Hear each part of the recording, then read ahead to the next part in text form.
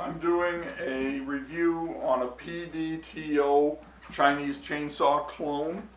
I bought two of these off of eBay for a total cost of $79 each.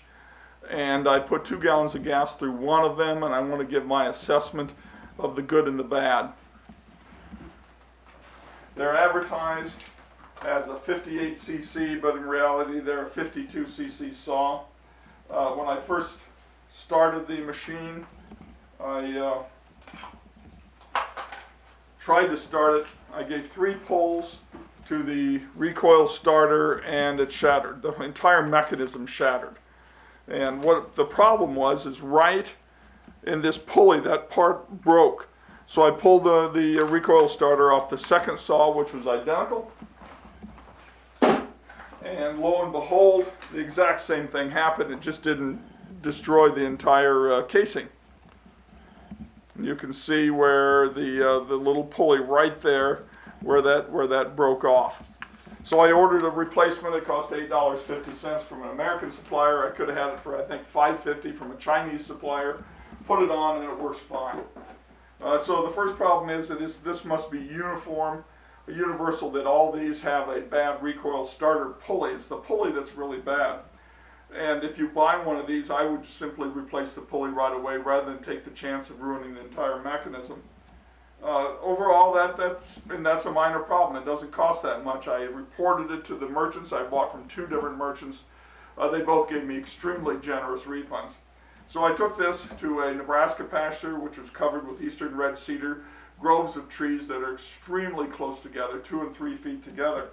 It comes with a chain that's packaged, and these are, that's what the chain looks like. And a common Husqvarna size 325-058 with 76 drive links. And I took down an amazing number of trees. Most of these trees caliper about 10 inches. And the chain lasted a remarkable long time for cutting cedars. These cedars often draw silica from the dirt as they grow. One thing I didn't do, I should have changed the chain sooner, and I abused the bar by running a dull chain.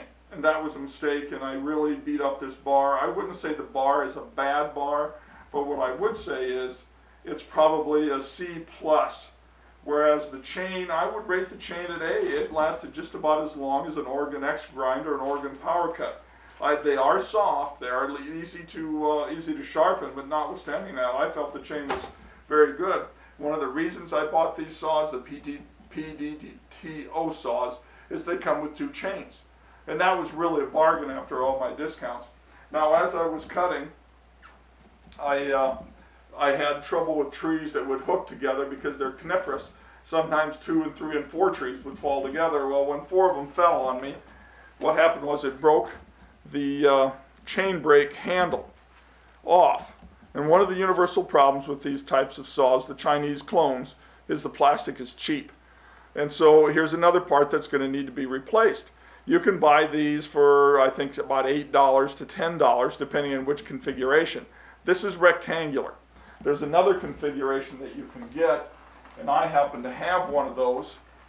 You can see this is slightly triangle shaped right here, and these are the lower cost ones. But I'm going to use this one for a while to see how it holds up before I order either the $2 more expensive rectangle versus this.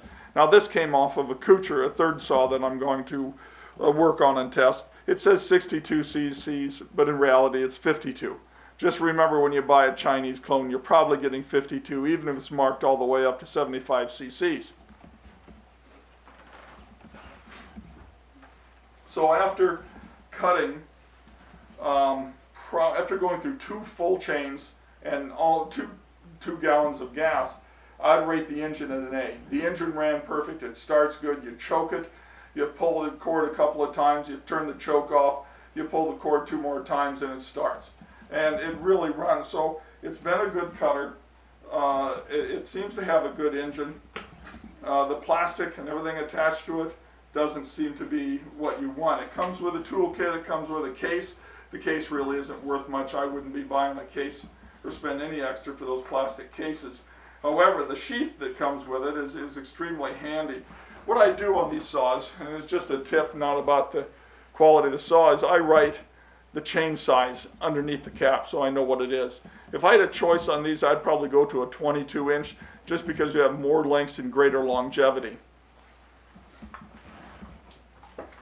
So overall, oh yes, and it does come with an owner's manual saying you're supposed to use 20-to-1 oil for the first 20 hours. I think 2 gallons of gas is plenty.